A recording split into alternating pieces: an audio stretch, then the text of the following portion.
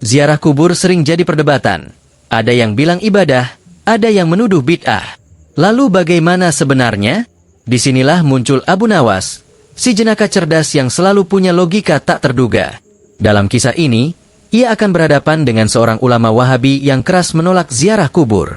Penasaran bagaimana Abu Nawas membalik tuduhan itu jadi jawaban yang masuk akal sekaligus menggelitik? Yuk ikuti ceritanya sampai akhir.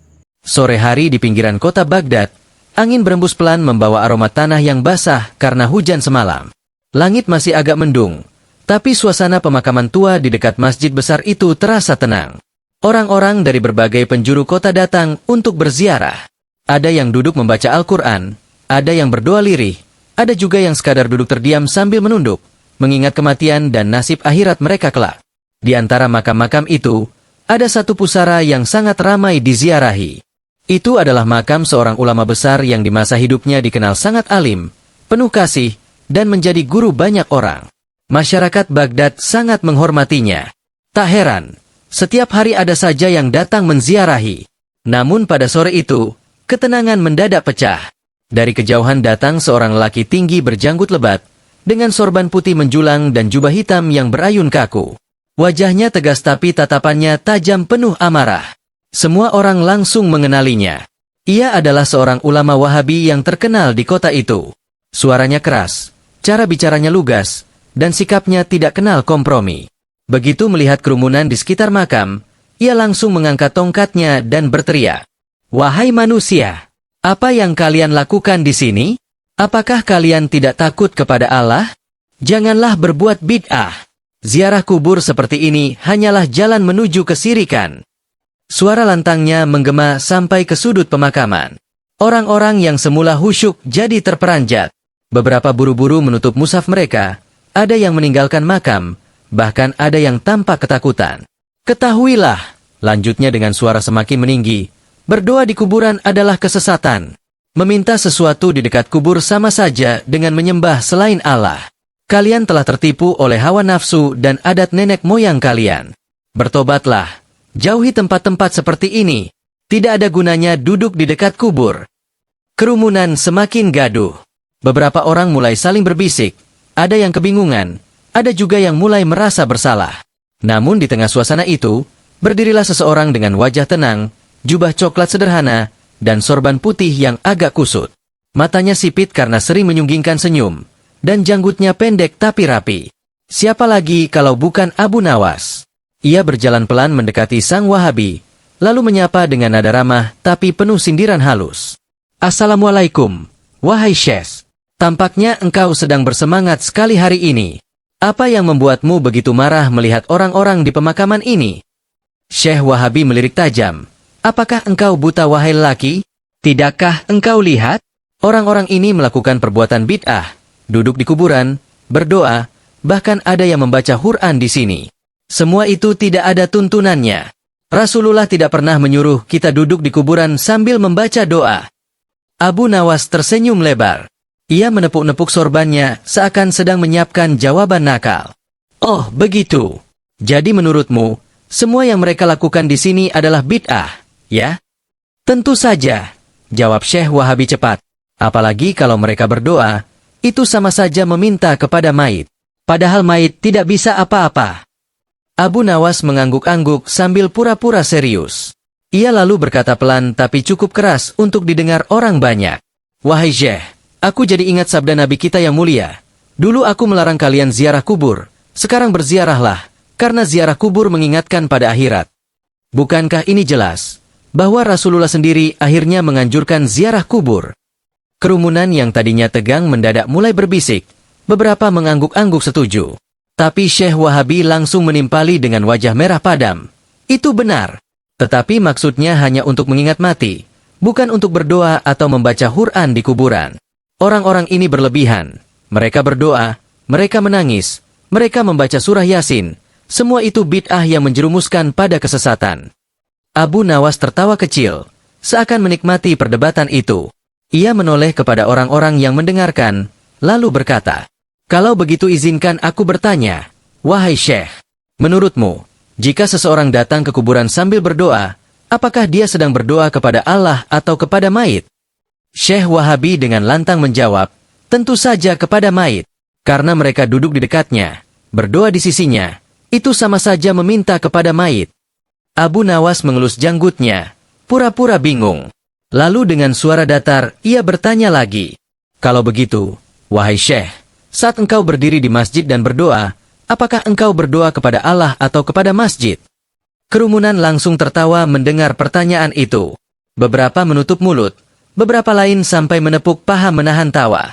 Syekh Wahabi terdiam sejenak, wajahnya memerah. Itu berbeda. Masjid adalah rumah Allah, tempat ibadah, bukan kuburan yang penuh mayat. Abu Nawas makin tersenyum lebar. Oh, jadi maksudmu, tempat menentukan kepada siapa doa ditujukan? Kalau berdoa di masjid berarti kepada Allah, kalau berdoa di kubur berarti kepada mayit? Begitu. Orang-orang kembali tertawa. Bahkan ada yang berkata, benar juga kata Abu Nawas, doa tetap doa, untuk Allah, bukan untuk tempatnya. Syekh Wahabi mulai terlihat gelisah. Ia berusaha mempertahankan wibawanya, tapi logika Abu Nawas seperti perangkap yang tak bisa ia hindari. Abu Nawas pun menambahkan dengan nada serius. Wahai Syekh, kami semua tahu bahwa doa hanya kepada Allah.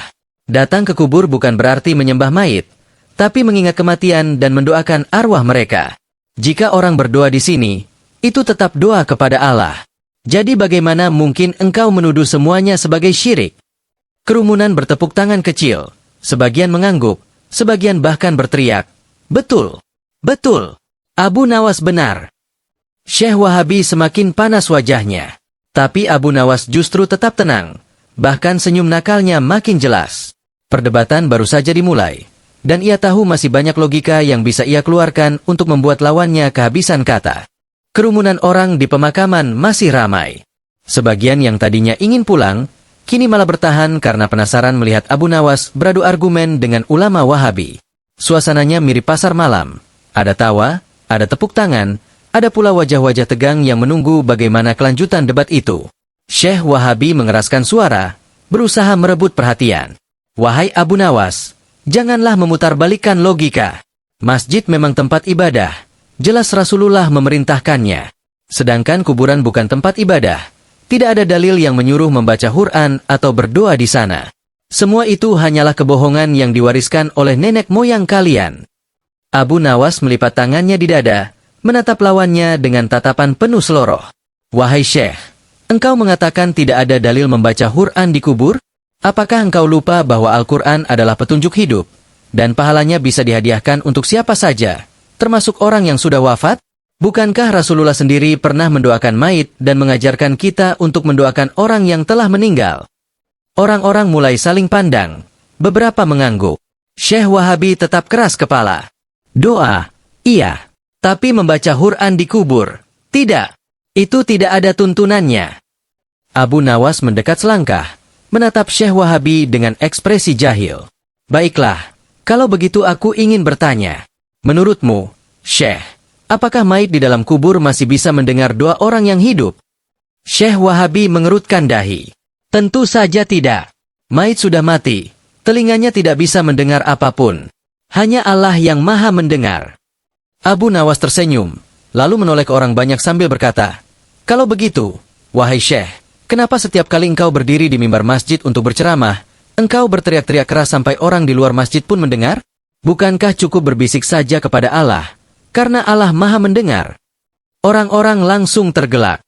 Ada yang sampai menepuk-nepuk bahu kawannya, ada yang hampir jatuh terduduk karena menahan tawa. Syekh Wahabi terperangah, wajahnya merah padam. Itu beda. Aku berceramah kepada manusia agar mereka mendengar nasihatku. Abu Nawas mengangguk-angguk. Nah, persis. Begitu pula orang yang datang ke kubur, mereka berdoa bukan untuk si mayit mendengar, tapi untuk Allah. Dan doa itu sekaligus hadiah untuk mayit. Sama seperti engkau memberi hadiah doa untuk orang yang masih hidup. Apakah engkau akan bilang kalau aku mendoakanmu sekarang berarti aku menyembahmu? Kerumunan tertawa lagi. Kali ini lebih keras. Beberapa bahkan bersorak, hidup Abu Nawas. Syekh Wahabi makin kelabakan. Ia berusaha mengalihkan arah debat. Tetapi, Abu Nawas, lihatlah orang-orang di sini. Mereka menangis. Mereka berdoa sambil memegang nisan. Bahkan ada yang menyentuh tanah kuburan seakan-akan itu bisa memberi berkah. Bukankah itu syirik? Abu Nawas menghela napas panjang, pura-pura prihatin. Wahai Syekh, engkau ini lucu. Kalau ada orang menangis di kuburan, itu wajar karena rindu. Kalau ada yang menyentuh nisan, itu hanya ungkapan cinta, bukan menyembah. Apakah jika seorang ibu memeluk pakaian anaknya yang telah meninggal, lalu ia dianggap menyembah baju? Kerumunan bersorak lagi. Suara tawa bercampur tepuk tangan memenuhi pemakaman. Bahkan beberapa orang yang tadinya takut pada Syekh Wahabi kini berani berkata, "Betul, betul, itu hanya tanda sayang, bukan syirik." Syekh Wahabi benar-benar tersudut. Keringat mulai mengalir di keningnya. Ia menatap Abu Nawas dengan pandangan tajam, seakan ingin mengalahkannya dengan sorot mata saja. Namun Abu Nawas tetap santai. Bahkan semakin genit menggaruk-garuk kepala seolah sedang mencari lelucon baru. Wahai Syekh, lanjut Abu Nawas, jangan terlalu mudah menuduh orang syirik. Jika setiap perbuatan yang tidak engkau sukai disebut syirik, maka dunia ini hanya tinggal engkau seorang yang selamat. Padahal agama ini penuh kasih sayang, bukan penuh tuduhan. Orang-orang mengangguk serius kali ini. Suasana berubah. Yang tadinya sekadar tertawa, kini mulai merenung. Ada kebenaran dalam ucapan Abu Nawas. Syekh Wahabi mencoba bangkit lagi. Tetapi, Abu Nawas, kalau begitu apa gunanya datang ke kubur? Bukankah cukup berdoa dari rumah saja? Bukankah Allah ada di mana-mana? Tidak perlu repot datang ke pemakaman. Abu Nawas mengangkat alisnya tinggi-tinggi. Pertanyaan bagus, wahai Syekh. Kalau begitu izinkan aku bertanya balik. Mengapa engkau datang ke masjid untuk berdoa, padahal Allah juga ada di rumahmu? Kenapa engkau jauh-jauh pergi haji ke Mekah, padahal Allah juga ada di Baghdad? Kerumunan kembali riuh. Tawa dan tepuk tangan bergemuruh. Syekh Wahabi benar-benar tidak bisa menjawab. Mulutnya terbuka, tapi tak ada kata yang keluar. Abu Nawas mendekat, lalu dengan suara yang agak lebih serius ia berkata, "Datang ke masjid, datang ke Mekah, datang ke kubur orang saleh. Semuanya bukan karena Allah hanya ada di sana. Allah memang ada di mana-mana. Tetapi tempat-tempat itu memberi kita rasa khusus. Masjid menambah kehusyukan, Mekah menambah cinta, dan kubur mengingatkan kita akan mati. Itulah hikmahnya. Apakah engkau masih ingin melarang orang mengingat mati?" Kerumunan terdiam sesaat, lalu serentak mereka berteriak, "Subhanallah!" Benar kata Abu Nawas. Syekh Wahabi menggertakkan gigi. Ia tahu ia sudah kalah di babak ini, tapi harga dirinya belum mau menyerah. Ia menegakkan badan, menarik napas dalam-dalam, dan berkata, "Baiklah, Abu Nawas. Aku akan buktikan bahwa orang-orang di sini memang berbuat salah. Aku akan tanyakan langsung pada mereka. Kita lihat, apakah ada yang menganggap mayit bisa memberi pertolongan?" Abu Nawas tersenyum nakal. Ia tahu, langkah Syekh Wahabi berikutnya justru akan membuka celah baru untuk ia balikan. Dan perdebatan itu belum selesai. Justru baru akan memasuki babak yang lebih panas, di mana logika akan diuji lebih dalam, dan humor Abu Nawas akan semakin membuat lawannya kebingungan. Kerumunan orang di pemakaman semakin padat. Awalnya mereka datang hanya untuk berziarah, tapi sekarang seolah mereka sedang menonton pertunjukan. Beberapa anak kecil berlarian sambil tertawa. Para pedagang yang biasanya menjajakan kurma pun ikut berhenti dan bergabung. Bahkan para penggali kubur duduk di pinggir nisan sambil menahan tawa. Semua menunggu bagaimana kelanjutan perdebatan antara Abu Nawas dan Syekh Wahabi. Syekh Wahabi, yang merasa harga dirinya terancam, menepuk tongkatnya ke tanah hingga menimbulkan bunyi keras. "Diamlah kalian semua. Jangan hanya tertawa. Aku akan buktikan sekarang bahwa orang-orang di sini memang sesat." Abu Nawas hanya pandai berkelit dengan kata-kata. Mari kita tanyakan langsung pada mereka, apa tujuan mereka datang ke kubur ini? Kerumunan langsung hening. Syekh Wahabi menunjuk seorang lelaki tua yang sedang duduk dekat pusara. "Wahai kakek, katakan dengan jujur, mengapa engkau datang ke kubur ini?" Lelaki tua itu gemetar, tidak terbiasa disorot di depan orang banyak. Dengan suara pelan ia berkata, Aku datang untuk mendoakan guru kami yang sudah wafat. Aku membaca Al-Fatihah untuknya, agar Allah melapangkan kuburnya." "Lihatlah," teriak Syekh Wahabi dengan nada mengejek. "Ia membaca doa di kubur. Bukankah itu perbuatan sia-sia? Mayit tidak bisa mendengar." Orang-orang saling berbisik. Tetapi Abu Nawas melangkah maju dan menepuk bahu lelaki tua itu. Jangan takut, kakek. Engkau benar. Doamu untuk Allah, bukan untuk mayit. Sama seperti engkau mendoakan anakmu dari jauh. Doa tetap sampai kepada Allah. Kerumunan mengangguk. Syekh Wahabi tampak tidak puas. Ia menoleh ke arah seorang pemuda yang berdiri di sisi makam. Engkau, katakan dengan jujur, apa doamu di sini? Pemuda itu gugup, tapi akhirnya berkata, aku berdoa kepada Allah, semoga aku diberi kekuatan meneladani kesabaran ulama yang dimakamkan di sini. Aku ingin mencontoh akhlaknya. Abu Nawas langsung menyambar dengan wajah jenaka. Nah, wahai Syekh, apakah meneladani orang saleh itu syirik juga? Kalau begitu, engkau jangan lagi meneladani para sahabat, sebab mereka pun sudah wafat. Kerumunan langsung meledak dengan tawa. Bahkan beberapa orang sampai bertepuk tangan keras. Sementara pemuda tadi tersenyum lega. Syekh Wahabi makin berang. Ia menunjuk seorang ibu-ibu yang menangis di dekat makam. Engkau, perempuan, mengapa engkau menangis di sini? Apa engkau meminta sesuatu kepada mayit ini? Ibu itu mengusap air matanya. Tidak, Syekh. Aku hanya rindu. Ulama ini dulu guru kami, yang selalu menasihati dengan kasih sayang. Aku datang untuk mengenang kebaikannya, sekaligus berdoa semoga Allah mengampuni dosanya. Apakah itu salah? Abu Nawas langsung menimpali dengan wajah pura-pura serius. Hati-hati wahai ibu, jangan sampai menangis. Nanti Syekh ini mengira engkau sedang menyembah air mata. Orang-orang tertawa terbahak-bahak. Ibu itu pun tersenyum di sela tangisnya. Syekh Wahabi semakin kehabisan cara. Ia berteriak, cukup, kalian semua tertipu oleh Abu Nawas. Ia pandai berkelit. Tetapi aku yakin ada di antara kalian yang benar-benar meminta kepada mayit. Tiba-tiba seorang anak kecil maju sambil berkata polos, aku tadi minta permen kepada kakekku yang sudah mati. Kerumunan sontak hening. Syekh Wahabi berseri-seri. Nah, bukti sudah jelas. Anak ini meminta kepada mayit. Ini syirik nyata. Namun Abu Nawas langsung tertawa terbahak-bahak. Wahai Syekh, engkau benar-benar lucu. Anak ini minta permen kepada mayit? Apakah engkau tidak sadar itu hanya kepolosan anak kecil? Lagi pula, kalau mayit bisa memberi permen, pasti kuburan ini sudah jadi toko manisan. Kerumunan kembali tergelak. Bahkan anak kecil itu pun ikut tertawa sambil menepuk tangannya. Syekh Wahabi semakin terpojok. Ia mencoba menahan amarah, tapi wajahnya sudah merah padam. Abu Nawas menoleh ke kerumunan, lalu dengan suara lantang berkata, wahai sahabat-sahabatku, dengarlah. Orang datang ke kubur bukan untuk meminta kepada mayit, tapi untuk mendoakan, mengenang kebaikan, dan mengambil pelajaran. Kalau ada yang berlebihan, itu salah orangnya, bukan salah ziarahnya.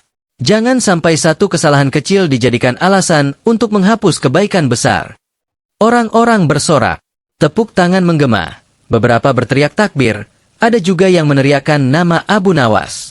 Melihat situasi semakin tidak menguntungkan, Syekh Wahabi mencoba mencari cara baru. Ia berkata dengan suara keras, kalau begitu, Abu Nawas, aku tantang engkau menjawab satu pertanyaan. Kalau engkau bisa, aku akan diam. Tapi kalau tidak, engkau harus mengakui bahwa ziarah kubur ini hanyalah bid'ah. Kerumunan langsung bersorak, menunggu tantangan itu. Abu Nawas tersenyum tipis, matanya berkilat penuh kelicikan. Baiklah, wahai Syekh, ajukan pertanyaanmu. Aku akan menjawab, tapi ingat, jangan menyesal setelah mendengar jawabanku. Syekh Wahabi mengangkat tongkatnya tinggi-tinggi. Pertanyaanku sederhana, jika engkau percaya doa di kubur bermanfaat, apakah engkau juga percaya mayit bisa mendengar ucapanmu? Jawablah dengan jujur. Kerumunan terdiam menanti. Semua mata tertuju pada Abu Nawas. Tetapi Abu Nawas hanya tersenyum lebar, menatap Syekh Wahabi dengan tatapan penuh teka-teki. Wahai Syekh, katanya pelan namun terdengar jelas oleh semua orang, apakah engkau yakin bahwa aku mendengar pertanyaanmu barusan? Syekh Wahabi terperangah. Tentu saja engkau mendengarnya. Aku mengucapkannya dengan lantang. Abu Nawas tertawa kecil. Nah, begitulah juga mayit. Kalau Allah mengizinkan, ia bisa mendengar salam dan doa. Kalau Allah tidak mengizinkan, ia tidak mendengar. Yang menentukan bukan telinga mayit, tapi kehendak Allah. Jadi kenapa engkau sibuk mengatur telinga orang mati, padahal telinga orang hidup saja kadang tidak mendengar kebenaran? Kerumunan meledak dengan tawa dan sorak-sorai. Suasana pemakaman berubah seperti arena pertunjukan besar. Syekh Wahabi terdiam, tidak mampu menjawab. Abu Nawas menepuk bahu Syekh Wahabi sambil berbisik nakal. Hati-hati, Syekh. Jangan sampai telingamu yang masih hidup lebih tuli daripada telinga mayit. Kerumunan bertepuk tangan meriah. Syekh Wahabi hanya bisa menggertakkan gigi, sementara Abu Nawas tersenyum puas. Tapi ia tahu, ini baru setengah perjalanan. Perdebatan masih akan berlanjut, dan permainan logika belum selesai. Matahari sore mulai condong ke barat. Sinarnya menembus celah pepohonan di sekitar pemakaman. Bayangan nisan-nisan memanjang, seolah ikut menyaksikan perdebatan seru yang tak kunjung reda. Orang-orang sudah lupa waktu. Mereka yang tadinya hanya berniat berziarah, kini seperti sedang menonton sandiwara yang diperankan Abu Nawas dan Syekh Wahabi. Syekh Wahabi berdiri tegak dengan wajah merah padam. Meski sudah kalah beberapa kali dalam adu logika, ia masih belum mau menyerah. Wahai Abu Nawas, katanya dengan suara lantang, jangan kau kira engkau sudah menang. Aku akan tanyakan sesuatu lagi. Jika engkau berani menjawab, mari kita lihat apakah engkau masih bisa berkelit. Abu Nawas menghela napas panjang, lalu mengusap janggutnya sambil tersenyum nakal. Silakan, wahai Syekh. Pertanyaanmu seperti anak panah, tapi jangan lupa, aku sudah terbiasa menangkis dengan jaring laba-laba. Orang-orang tertawa mendengar perumpamaan itu. Syekh Wahabi semakin geram, lalu melontarkan pertanyaan. Kalau memang ziarah kubur itu baik, mengapa Rasulullah pernah melarangnya di awal dakwah? Itu artinya ziarah kubur memang berbahaya dan dekat dengan syirik. Kalau tidak berbahaya, tentu sejak awal beliau membolehkan. Kerumunan hening. Pertanyaan itu terdengar cukup meyakinkan. Beberapa orang mulai saling berbisik, seolah menganggap Syekh Wahabi punya poin. Namun Abu Nawas mengangkat tangannya, meminta semua tenang. Pertanyaan bagus, wahai Syekh. Tetapi mari kita lihat logikanya. Rasulullah melarang ziarah kubur di awal dakwah. Benar. Mengapa? Karena iman umat masih lemah. Mereka baru saja masuk Islam, masih terbiasa menyembah berhala, masih terbawa adat jahiliyah. Jadi untuk menjaga akidah, beliau melarang dulu. Tapi setelah iman umat kuat, beliau bersabda, sekarang berziarahlah, karena ziarah mengingatkan pada akhirat. Itu artinya, larangan pertama bukan karena ziarah itu buruk, tapi karena umat saat itu belum siap. Kerumunan mengangguk. Beberapa berseru, benar, benar. Abu Nawas melanjutkan dengan suara lebih keras, sama seperti dokter melarang pasien sakit makan daging. Bukan karena daging itu haram, tapi karena tubuh pasien belum kuat. Setelah sembuh, silakan makan daging. Apakah engkau akan berkata daging itu haram hanya karena dulu sempat dilarang? Orang-orang tertawa, lalu bersorak mendukung. Syekh Wahabi terdiam sejenak, berusaha mencari celah untuk membantah. Akhirnya ia berkata, baiklah, aku akui ziarah kubur pernah dibolehkan. Tapi itu hanya sekadar mengingat mati. Tidak ada perintah membaca Quran di kubur, tidak ada perintah mengadakan acara tahlil, tidak ada perintah mengirim pahala. Abu Nawas tersenyum makin lebar. Ia lalu berkata, wahai Syekh, apakah setiap kebaikan harus selalu ada contoh persis dari Rasulullah? Jika begitu, engkau jangan pakai tongkat, sebab Rasulullah tidak pernah memerintahkanmu membawa tongkat setiap hari. Kerumunan kembali meledak dengan tawa. Ada yang sampai menepuk-nepuk tanah, ada yang hampir jatuh duduk karena geli. Syekh Wahabi mendelik marah, tapi Abu Nawas cepat-cepat melanjutkan, Islam itu agama yang luas. Rasulullah memberi kita kaidah, barang siapa melakukan kebaikan, maka ia mendapat pahala. Kalau membaca Quran di rumah mendapat pahala, maka membaca Quran di kubur juga mendapat pahala. Bedanya, di kubur ada bonus, doa untuk orang yang sudah tiada. Apakah engkau tidak suka jika doamu sampai kepada ayah dan ibumu yang sudah wafat? Kali ini, suasana berubah haru. Beberapa orang meneteskan air mata, membayangkan orang tua mereka yang sudah tiada. Tawa berganti dengan keheningan penuh renungan. Syekh Wahabi terlihat bingung. Ia tidak menyangka Abu Nawas bisa memutar suasana dari tawa menjadi haru. Tetapi, ia gagap mencari kata. Abu Nawas menepuk bahunya pelan, lalu berkata lembut tapi tetap menyelipkan sindiran. Wahai Syekh, kalau engkau tidak mau berziarah, tidak apa-apa. Tapi jangan halangi orang lain yang ingin berdoa untuk keluarganya. Janganlah engkau merasa paling suci hingga melarang orang lain berbuat baik. Kerumunan langsung bersorak. Betul, betul. Namun Syekh Wahabi belum menyerah. Ia kembali berteriak, kalau begitu, mengapa kalian sering membuat acara khusus di kubur, seperti tahlilan atau membaca surah Yasin bersama-sama? Itu semua tidak pernah ada di zaman Rasulullah. Abu Nawas mengangkat alisnya, lalu menjawab cepat, wahai Syekh, apakah engkau makan nasi setiap hari? Tentu saja, jawab Syekh Wahabi bingung. Apakah Rasulullah pernah makan nasi di Baghdad? Tanya Abu Nawas. Kerumunan tertawa lagi. Syekh Wahabi mulai sadar ia masuk perangkap. Itu berbeda, katanya gugup. Berbeda bagaimana? Tanya Abu Nawas. Engkau makan nasi, Rasulullah tidak. Apakah berarti makan nasi itu bid'ah? Atau engkau menganggap dirimu lebih pandai dari Rasulullah dalam urusan perut? Kerumunan benar-benar pecah dengan tawa. Suara sorakan bercampur tepuk tangan membahana. Syekh Wahabi menutup wajahnya dengan tangan, menahan malu yang semakin besar. Abu Nawas lalu berkata dengan suara mantap, wahai Syekh, bid'ah itu bukan berarti semua hal baru. Bid'ah yang sesat hanyalah yang menyalahi ajaran pokok agama. Sedangkan perbuatan baik yang sejalan dengan prinsip agama, seperti berdoa, membaca Quran, mengingat mati, semua itu termasuk kebaikan. Janganlah engkau sempitkan agama yang luas ini. Orang-orang mengangguk, ada yang berteriak takbir, ada pula yang menangis haru. Syekh Wahabi hanya bisa menggertakkan gigi. Ia sadar perdebatan semakin tidak memihaknya. Tapi ia masih belum mau kalah. Dengan suara lemah tapi penuh emosi ia berkata, baiklah, Abu Nawas. Aku akan bertanya sekali lagi. Jika engkau bisa menjawabnya, aku akan berhenti. Abu Nawas menatapnya penuh rasa ingin tahu. Silakan, wahai Syekh. Pertanyaanmu adalah hiburan sore bagiku. Kerumunan menahan napas. Semua menunggu pertanyaan terakhir yang mungkin akan menjadi penentu perdebatan panjang ini. Kerumunan semakin rapat mengelilingi Abu Nawas dan Syekh Wahabi. Senja makin turun, burung-burung kembali ke sarang, dan cahaya jingga menimpa wajah-wajah penasaran yang menunggu klimaks perdebatan. Semua tahu, ini akan jadi pertanyaan terakhir Syekh Wahabi.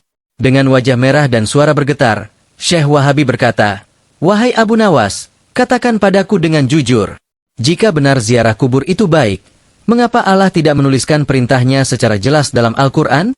Bukankah seharusnya semua ibadah itu ada dalil yang tegas? Jika tidak ada, berarti itu hanyalah tambahan manusia belaka. Kerumunan menghela napas panjang. Pertanyaan itu terdengar berat. Banyak orang yang tadinya yakin, kini kembali ragu. Mereka menatap Abu Nawas dengan harap-harap cemas. Abu Nawas tersenyum tipis. Ia melangkah maju, berdiri tepat di samping salah satu nisan tua yang terukir nama seorang ulama terdahulu. Dengan suara tenang, ia berkata, pertanyaanmu bagus sekali, wahai Syekh. Tapi izinkan aku bertanya balik.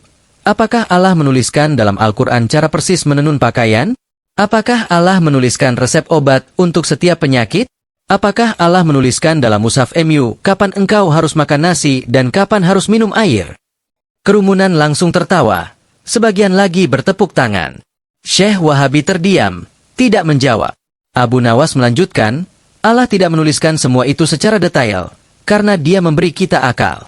Allah memberi petunjuk umum, lakukan kebaikan, hindari keburukan. Syalatlah, zakatlah, ingatlah akhirat. Nah, ziarah kubur termasuk mengingat akhirat, bukan? Rasulullah sendiri menegaskan, ziarahilah kubur, karena ia mengingatkan kalian pada kematian. Apakah engkau akan menghapus hadits ini, hanya karena ingin mencari ayat yang persis sama kalimatnya? Kerumunan bersorak, betul, betul. Abu Nawas kemudian menunduk, menyentuh tanah di dekat pusara, lalu berkata, wahai Syekh, orang yang sudah mati tidak bisa lagi menambah amal. Tapi kita yang hidup masih bisa mendoakan mereka. Apakah engkau tega melarang seorang anak mendoakan ibunya di kubur? Apakah engkau sanggup berkata, jangan doakan ayahmu, itu bid'ah? Jika engkau berani, silakan katakan di hadapan semua orang di sini. Kerumunan langsung menoleh ke Syekh Wahabi dengan tatapan tajam. Beberapa orang tua bahkan meneteskan air mata, membayangkan anak mereka kelak datang ke makam tanpa boleh mendoakan. Syekh Wahabi menunduk, wajahnya memerah, tapi kali ini bukan karena marah, melainkan malu. Ia tidak berani menjawab. Abu Nawas tersenyum kecil.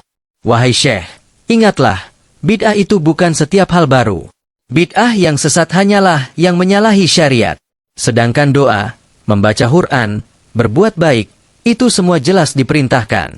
Maka jangan engkau sempitkan agama, seakan-akan Allah hanya memberi jalan setapak, padahal jalannya seluas padang pasir. Orang-orang bersorak lagi, kali ini dengan campuran lega dan haru. Beberapa berteriak, takbir, dan gema Allahu Akbar membahana memenuhi area pemakaman. Melihat suasana itu, Abu Nawas mengangkat tangan, meminta semua diam. Dengan nada lebih lembut, ia berkata, saudara-saudaraku, janganlah kalian benci kepada Syekh ini. Ia ingin menjaga agama, itu niat baik. Tapi terkadang, dalam menjaga agama, seseorang bisa terlalu sempit memahaminya. Kita tidak boleh mencela, tapi mari kita luruskan dengan ilmu dan kasih sayang. Syekh Wahabi terperangah. Ia tidak menyangka Abu Nawas yang barusan mengalahkannya habis-habisan masih membelanya di depan orang banyak. Rasa malu berubah jadi segan. Ia menundukkan kepala, lalu berkata lirih, wahai Abu Nawas, sungguh engkau lebih pandai dariku. Aku akui, logikamu menamparku, tapi hatimu juga menenangkan. Aku tidak bisa lagi membantahmu. Kerumunan bergemuruh. Ada yang bertepuk tangan, ada yang bersyukur dengan air mata. Abu Nawas tersenyum dan menambahkan satu kalimat terakhir. Ingatlah, wahai manusia, ziarah kubur bukanlah sekadar datang melihat batu nisan. Ia adalah perjalanan hati, untuk mendoakan yang pergi, untuk mengingat bahwa suatu hari kita pun akan menyusul. Maka jangan pernah malu berziarah, jangan takut dituduh bid'ah, sebab doa anak kepada orang tuanya adalah ibadah yang paling murni. Suasana hening sejenak. Angin sore berhembus pelan, seolah membawa kata-kata Abu Nawas menyusup ke hati setiap orang yang hadir. Syekh Wahabi meneteskan air mata, lalu duduk bersila di tanah, menundukkan kepala dalam-dalam. Abu Nawas pun mengakhiri debat dengan salam, lalu beranjak pergi, meninggalkan kerumunan yang masih larut dalam renungan. Orang-orang pulang dengan hati lega. Mereka menyadari satu hal, terkadang, kebenaran bukan datang dari kata-kata yang keras, tapi dari logika sederhana yang disampaikan dengan senyum. Dan Abu Nawas telah menunjukkan bahwa agama bukanlah beban, melainkan cahaya yang menuntun dengan kelembutan. Senja akhirnya berganti malam. Kuburan yang tadinya penuh tawa, tangis, dan sorak kini kembali hening. Tapi kata-kata Abu Nawas terus hidup dalam ingatan mereka, seperti doa yang tak pernah putus dari anak kepada orang tua yang telah tiada.